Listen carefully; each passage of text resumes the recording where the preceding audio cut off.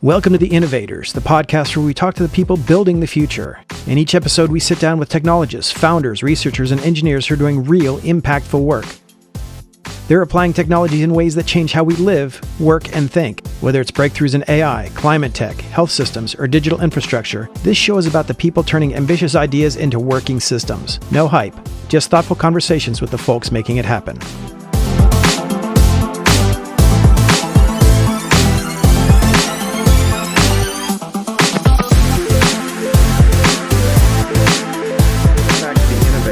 Podcast about interesting people doing amazing things. Today on the show we have Danny Dufresne. She's with the Oxco, not as in the bovine ox, but auxiliary. So welcome, Danny. Nice to be here. Thank you so much. Yeah. So tell us about the Oxco, AUXCO, right? Yeah, AUX, like as in aux cable. We are an auxiliary team that agencies and brands can bring on to execute creative projects. So I come from film production and commercial production and years in-house at production companies and agencies. And after, about 20 years doing it on that side, I really was seeing a disconnect between the way that the two entities, production companies and agencies speak to each other, as well as a need for the smaller agencies that have been coming out of all of these holding company mergers over the last decade. Those teams have really great, bold ideas, but they don't need the overhead of full-time production teams, or they need to be able to flex different muscles based on projects. So they don't fit this old school industry model that the other agencies are stuck in. So my company, the Oxco, we are that plug and play service, really coming in to provide executive producer expertise, production expertise across every kind of creative project. We've done events, commercials, films, video games, experiences, whatever it is across the board, out of home media, really to bring in the expertise earlier for you, as well as to just strengthen your bench and give you another tool in your toolkit to offer your clients as far as a smaller agency is concerned, or in-house brand agencies that want to be able to execute a lot of projects without the big 40% markup that an agency is going to give them. So say I'm a small agency, I do content or whatever, and then somebody asks they need a YouTube video or a TikTok video, and I outsource to you guys, and you build that out, and it's basically turnkey, seamless. So I wouldn't white label. Yeah, depending. Typically, these smaller agencies are very strong when it comes to creative, and then they don't have, either they have some production expertise, but they don't maybe understand all of the different ways that something can come to life. So we typically are brought in during the creative process, during the actual development process, so that we can have an impact on how you're making it, and if the crux of what your idea is really should be a video or a photo shoot, or if there's other ways we can bring it to life within your budget and timeline that actually will give you more for your money. What was the impetus for this?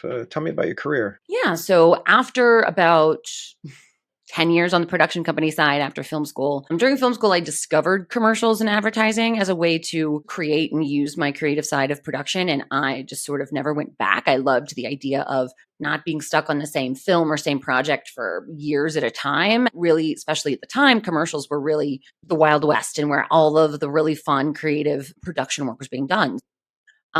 Did that for a long, long time, and then was in New York working on the agency side for a long time. And never really for small agencies, always for the big, IPGs and DC holding companies that I don't even know what some of their names are anymore. They keep changing so much. And I went from being very creative driven and managing the creative team as well as the video team together, and trying to always keep the bar high and make sure that our creative teams could really feel limitless with their ideas, to, on the other side of that, from the business standpoint, being told, why is this not on our P&L? Why are we paying other people to do XYZ? Why is this not is there a cheaper way to do this? Which is in complete conflict of what a creative team wants, right? And also is in conflict for what you've sold the client in the long run too. So, it was made very clear to me that holding company agencies would much rather keep the money in, even if they're spending more in the long run, they'd rather it be on their books or in their, on their P&Ls within their network, even if that does not mean that the work is good.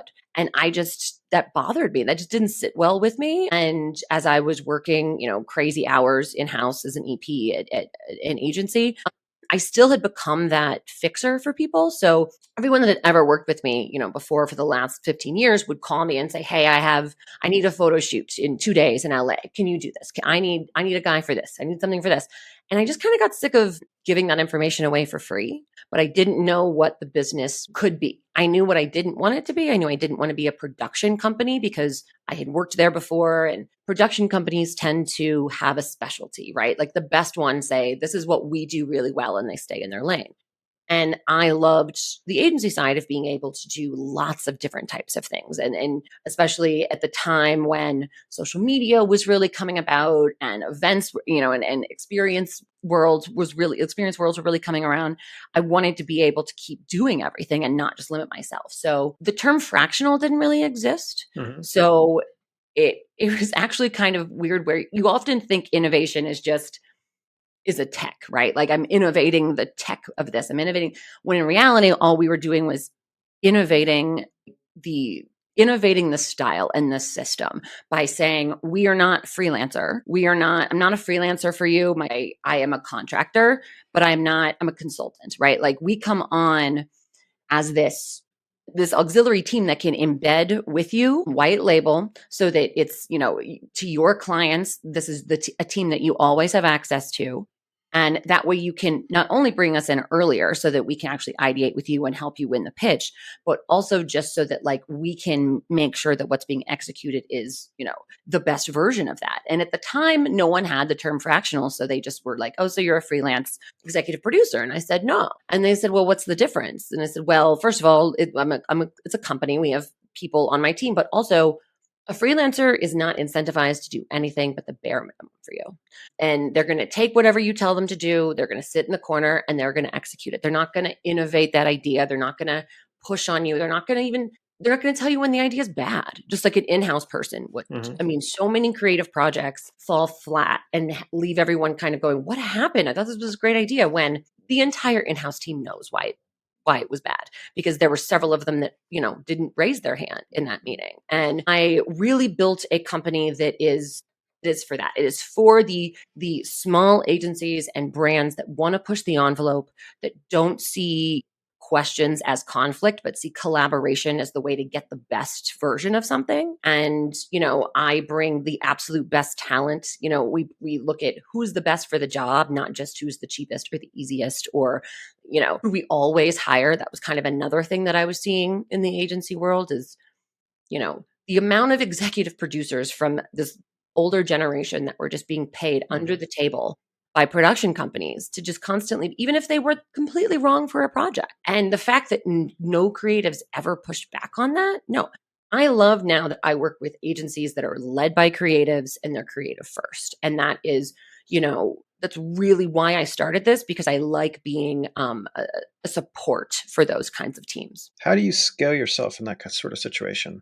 It sounds like if you're going to be in somebody's Slack, you're going to be in on the daily meetings, etc. How do you make sure that you can give all your energy to those clients, the same energy that you would get if you were in-house? Yeah. So we embed for retainer clients, we embed producers in-house, whether it's at the agency or in-house at at a brand. Sometimes clients don't need us to necessarily white label. They just want us, embedded with their team. So we have multiple email addresses. We're on all the Slack channels. We're fully embedded so that they have the easiest access to us as possible. If they want me to put people in their office with them, we do that as well. It can be, really as scalable as they need. And it can be a low amount of hours just so that they're kind of looking at what's coming in and planning. And then as projects come in, we say, "Okay, this is who's embedded there, but actually I think we need this kind of producer. Let's bring in this other person we have to do that."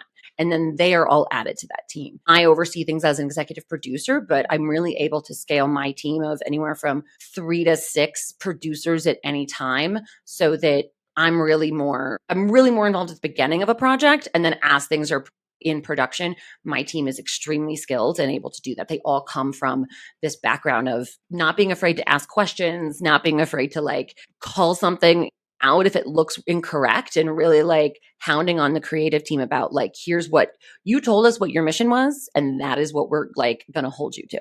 Interesting. That's an interesting concept. And the assumption is that the end client, the client who's getting the creative doesn't know that you're involved, right? Something like that. They know we're involved, but they may not know we're a Yeah, different entity, sure, right? sure, sure. So, whereas it's a lot harder to go out and say, like, oh, we have all this business coming in. We need to hire like 3 new producers, or we need to hire these other creatives. The amount of time it takes an agency, especially a smaller one, to actually like win the business so that they have the money on house to know that they can do that, then go to their like bench, interview, find the right people, get them set up on payroll and all that stuff. The project's halfway done most of the time.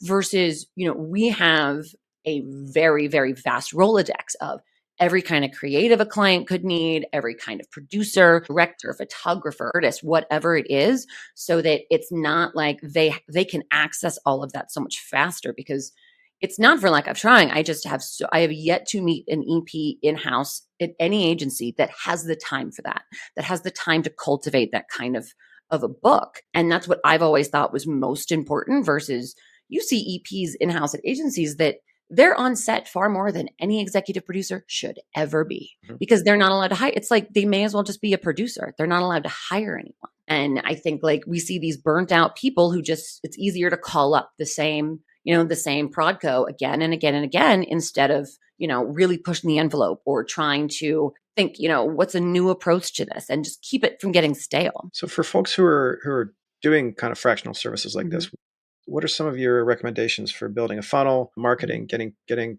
just basically getting eyeballs on what you were doing? What's amazing now is that when I first started the company in 2017, the term fractional did not exist. So now it's much easier. I've changed all of like my comms. I've changed my SEO. I've been doing everything where I'm really trying to press the term fractional. Okay. I also, on my website, not only do I use the term fractional, but I also don't shy away from the term like outsourcing. And I say this is not outsourcing, it's up leveling, because I think that it's hard sometimes when the person that's going to hire you may not be the finance person, right? The person that wants to hire you may be the account manager or the creative team or someone that just wants the resource. But at the end of the day, the person that has to approve you is the operations side, is the finance side. And so they really need to have a good understanding of like, well, what's this going to cost? Because 9 times out of 10, that's why production isn't brought in until the last second anyways, which is always so frustrating. We don't charge at all for joining a project to project client on pitches. We want to help them get the work. And then we charge as part of the actual production fee. For retainer clients, I try to be very transparent with our pricing. It's not complicated. It's hourly rates, or it's flat package. And in reality, the retainers are extremely low. And we start anywhere from $2,000 to $5,000 a month. Oh, wow. And hours do roll over, because we just want you to have access to us. You don't have to use us all the time, but it's when you don't have us in your pocket, you're not pitching the best version of the idea. You're pitching what you know, which isn't necessarily bad. It's just I can't change it after the fact. So I've actually, had more conversations with clients where I have saved them money, saved them time. They really call us to step in and save the day whenever they try to kind of leave the system. Oh, okay, well, we'll hire our own in-house person. I'm like, no problem. Guaranteed 9 times out of 10, 4 to 6 months later, they call us, because it's like having people that know what you need and want all the time, but you're only paying for when you need them and use them. What's next for the company? Right now, we are really expanding and just continuing to grow our team and also our retainer client relationships. But I'm honestly seeing a lot more of the marketing and advertising world going into community building, IRL, especially the younger generation coming in, but even more like the younger millennials and Gen X's and Ys. You see that we're sick of this, right? Like we want reality. We want in-person connections. We want group activities. So more experiences are happening a lot on a brand level, but also like collaborating with local organizations that are going to get your brand in front of the right people, and brands thinking more about how can you be the reason that your consumers are closing their laptop or turning their phone off and going and living the life that your brand stands for. Fascinating. All right. So the website is, I want to do the whole thing. The Ox.co, but it's not, because I kept on saying auxiliary, and I was worried that people would have to type. They can do the auxiliary. They can do the auxiliaryco.com, but we made it very short and made a hyperlink. So It's just the ox.co. And people are also welcome to check me out on LinkedIn. I have a link at the top of my LinkedIn profile where you can set up a call with me about anything. I'm always happy to chat with entrepreneurs, give them any advice, or even, brands and agencies that may be looking for some of the services that we could provide. All right. Very cool. Well, thank you for joining us on The Innovators. It's been fun. Thank you, John. All right. This has been The Innovators. I'm John Biggs. We will see you next episode.